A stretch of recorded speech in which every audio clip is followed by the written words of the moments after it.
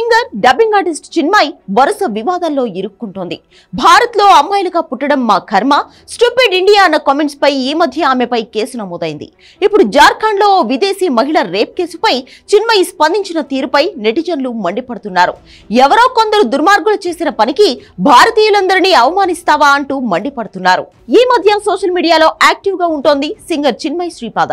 Social issues పై ఆమె స్పందించడాన్ని ఎవరూ తప్పుపట్టడం లేదు. కానీ లాంగ్వేజ్ లోనే తేడా వస్తుంది. అమ్మాయిలకు రాత్రిపూట పనేంటి, బయటకు వెళ్ళకపోతే ఏమవుతోందని సీనియర్ నటి అన్నపూర్ణమ్మ ఓ ఇంటర్వ్యూలో చేసిన కామెంట్స్ పై చిన్మయి స్పందించింది.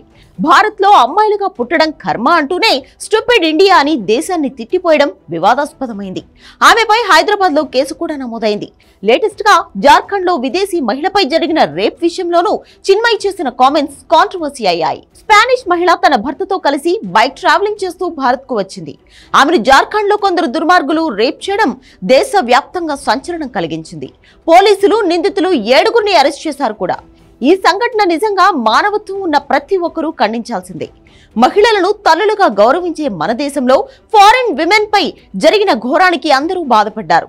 సింగర్ చిన్మయి కూడా తన బాధను వ్యక్తం చేశారు. కానీ అందులో మరోసారి భారత్ ను అవమానించేలా మెసేజ్ పెట్టారని నెటిజన్స్ మండిపడుతున్నారు. ఆఫ్ఘనిస్తాన్, పాకిస్తాన్, అరబ్ కంట్రీస్ ఇలా చాలా దేశాలు వెళ్ళింది. కానీ భారత్ లో ఏం జరిగింది? 7గురు కలిసి ఆమెను గ్యాంగ్ రేప్ చేశారు అంటూ ఓ వీడియో పోస్ట్ చేసింది.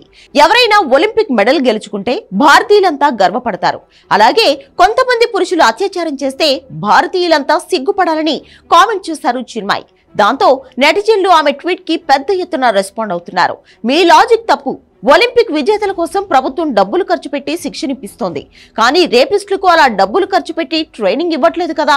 చట్టాలు కఠినంగా ఉండాలని అభిప్రాయపడ్డాడు ఓ నెటిజన్. ఒలింపిక్స్ విజేతలను అవమానిస్తున్నామని మండిపడ్డారు మరొకరు.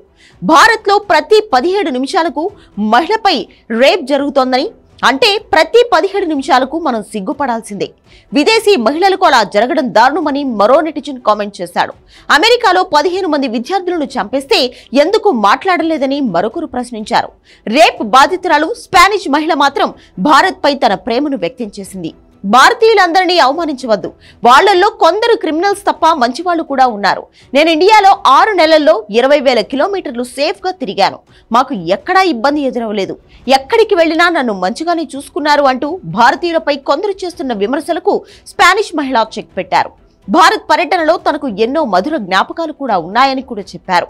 సెలబ్రిటీలు సోషల్ మీడియాలో కామెంట్స్ పెట్టే విషయంలో ఏమాత్రం తేడా వచ్చినా నెటిజన్స్ ఓ రేంజ్ లో వేసుకుంటున్నారు.